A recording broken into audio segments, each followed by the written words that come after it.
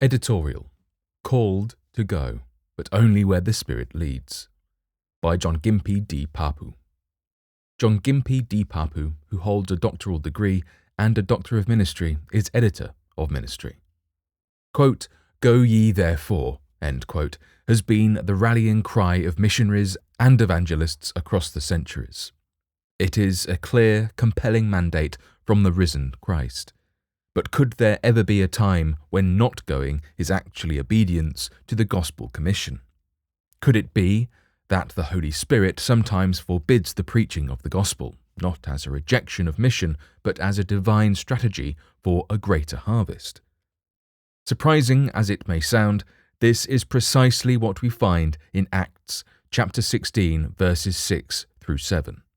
Quote, "Now when they have gone through Phrygia and the region of Galatia, they were forbidden by the Holy Spirit to preach the word in Asia. After they had come to Mysia, they tried to go into Bithynia, but the Spirit did not permit them." End quote. Bigger picture. At this point in the story, Paul, Silas, and Timothy were experiencing what could only be called an evangelistic boom. The verse before tells us that, quote, "the churches were strengthened in the faith and increased in number daily," end quote. Success followed success. Naturally, the next step seemed obvious: expand the mission. Yet, when they attempted to preach in Galatia and later in Bithynia, the Spirit's response was clear: do not go there. To us, this may seem perplexing. Why would God close the door to sharing the gospel? But to the apostles, this was not strange. When they later received the vision of a man from Macedonia calling for help, they concluded that the Lord had called them, quote, "to preach the gospel to them," end quote. Their previous negative answers made sense in the light of this divine yes. They understood that the Spirit, not their enthusiasm or planning, was directing the mission. So it can be said that the disciples concluded that the Lord had not yet called them to preach the gospel to the regions mentioned. We are later told in Acts chapter 19, verse 10, quote, "all the Jews and Greeks who lived in the province of Asia heard the word of the Lord," end quote. So the door that was shut in Acts chapter 16 was opened in Acts chapter 19, just a few years later under the Spirit's timing.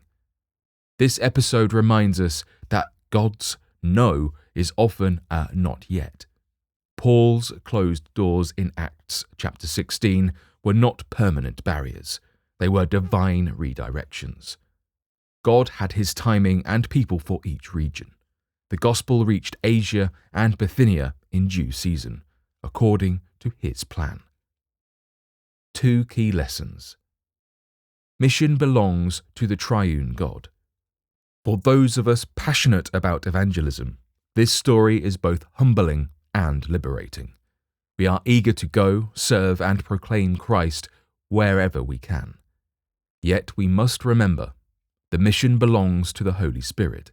We are participants, not proprietors, instruments, not initiators. The Spirit determines where the seed of the gospel will be most fruitful. Our role is to stay sensitive, to move when He says go, and to wait when He says not yet. Obedience, not activity, is the mark of effective mission. And sometimes obedience means standing still, trusting that the same Spirit who forbids today may be preparing a field for harvest tomorrow. We baptize in the name of the Father, the Son, and the Holy Spirit, and never in our names. It is only the work of the triune God. Every missionary activity is a reaping mission. Through our preaching and all human efforts, we can reach only those whose hearts God has already prepared through the Holy Spirit. God readies the soil and then calls the reapers. He sent Philip to the Ethiopian eunuch and Peter to Cornelius. Our task is to listen for his voice and recognize the places where he has already been at work. Go ye therefore. Yes, but but go only after seeking his direction and discerning his leading. For bibliographical and biblical references on this article and for much more content for pastors and church leaders, please visit ministrymagazine.org.